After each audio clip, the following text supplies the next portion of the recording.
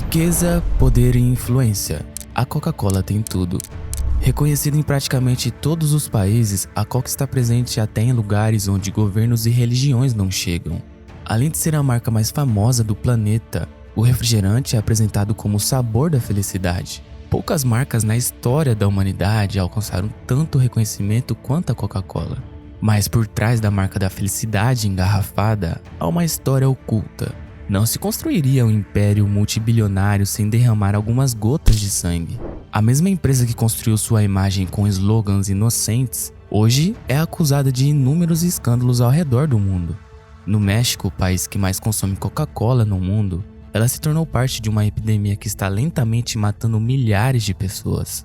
Todos falam do segredo da fórmula da Coca-Cola, mas o verdadeiro segredo nunca esteve dentro da garrafa, e sim no poder que ela conquistou fora dela.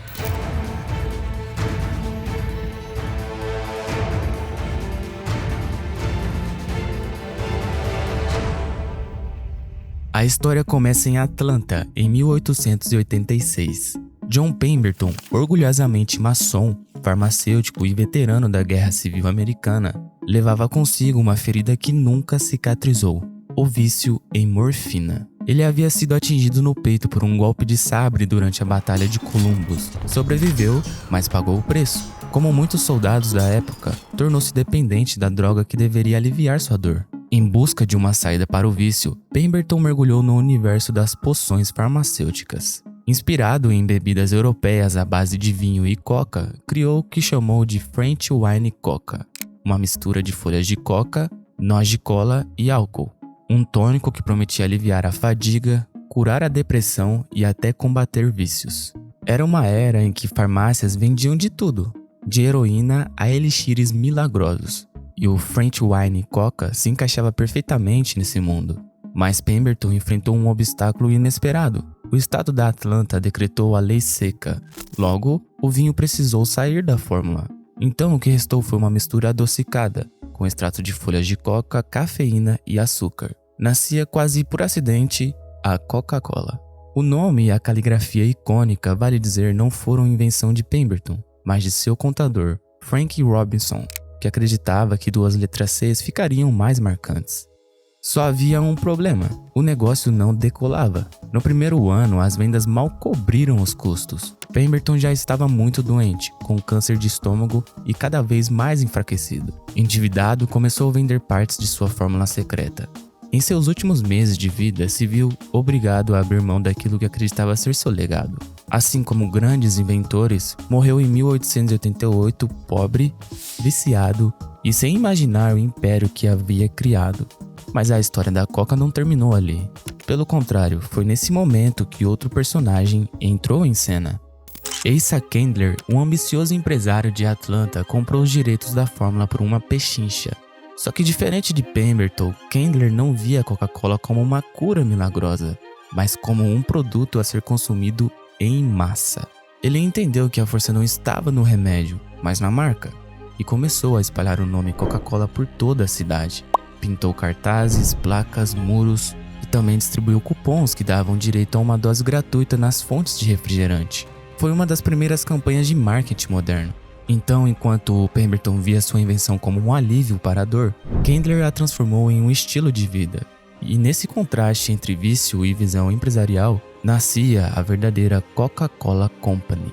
John Pemberton criou a Coca como uma fuga para sua dor. Asa Candler transformou essa fuga em negócio. Um homem deixou uma herança acidental, o outro construiu um império consciente. E esse império só cresceria alimentado não por talento farmacêutico, mas por algo muito mais poderoso: a manipulação do desejo humano. Em 1850, uma pessoa média consumia menos de 2 kg de açúcar por ano. Em 2017, um americano consome a mesma quantidade a cada 11 dias. Como isso aconteceu?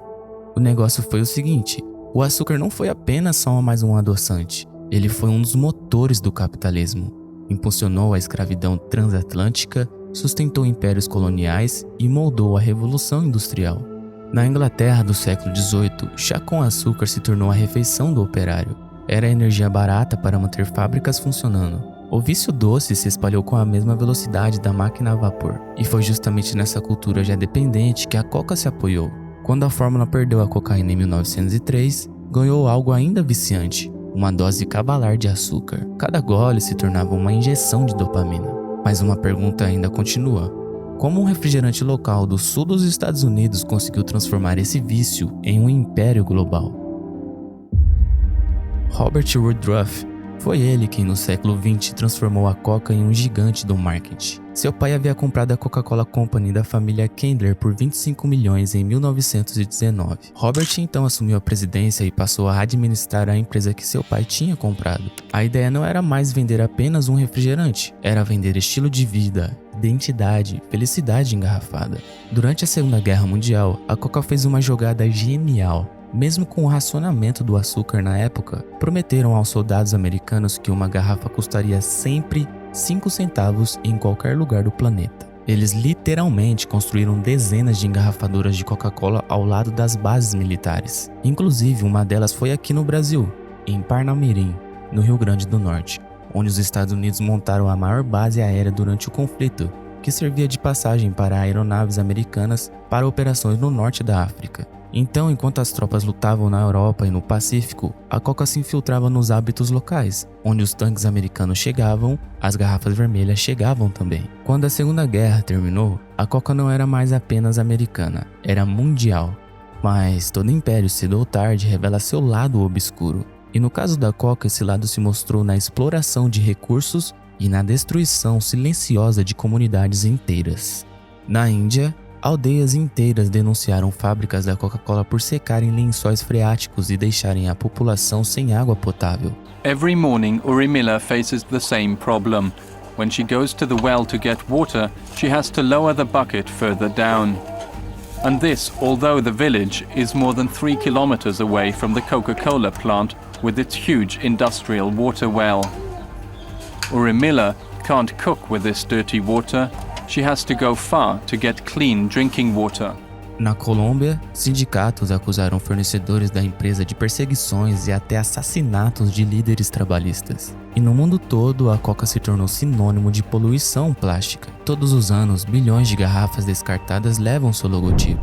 Em 2023, a marca foi novamente classificada como a maior poluidora de plásticos do planeta. A promessa de felicidade tem um preço: o esgotamento de recursos naturais e a destruição ambiental. Mas em nenhum outro lugar essa contradição é tão chocante quanto no México. Ali, a Coca-Cola não apenas se tornou parte da cultura, como também parte da morte.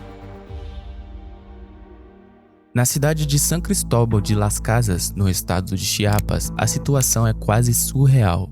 Ali, uma pessoa consome em média mais de 2 litros de refrigerante por dia. Paradoxalmente, numa das regiões mais chuvosas do país, milhares não têm acesso à água potável. Enquanto isso, a fábrica local da Coca-Cola extrai mais de 1 milhão de litros de água por dia, equivalente a quase 5 litros por habitante. O resultado é devastador. Em Chiapas, as 4 principais causas de morte estão ligadas ao consumo excessivo de açúcar: diabetes, obesidade, problemas cardíacos. Uma epidemia que cresce silenciosamente. E não se trata apenas de saúde. A Coca-Cola se infiltrou até mesmo na espiritualidade. Alguns rituais indígenas usam a bebida como um elemento de cura, como se o gás e o açúcar fossem purificação. Mas para muitos é um veneno diário. Crianças de apenas 3 anos já precisam extrair dentes destruídos pelo açúcar líquido. O vício virou tradição e a tradição virou dependência. Nada disso seria possível sem influência política. No México, essa influência tem nome e sobrenome: Vicente Fox, ex-presidente do país, antes CEO da Coca-Cola, México. Durante seu governo, concessões de água foram renovadas sem resistência, propostas de taxar refrigerantes foram engavetadas e campanhas de saúde pública foram sufocadas pela pressão da indústria. Enquanto cientistas alertavam para os riscos, a Coca financiava pesquisas que minimizavam a ligação entre refrigerantes e obesidade. Promovia iniciativas que culpavam o sedentarismo e não o açúcar. Era a velha estratégia semear a dúvida, atrasar regulações, proteger os lucros. Exatamente como a indústria do tabaco havia feito décadas antes. Mas com uma diferença: se o cigarro matou milhões no século XX, o açúcar promete um estrago ainda maior no século XXI.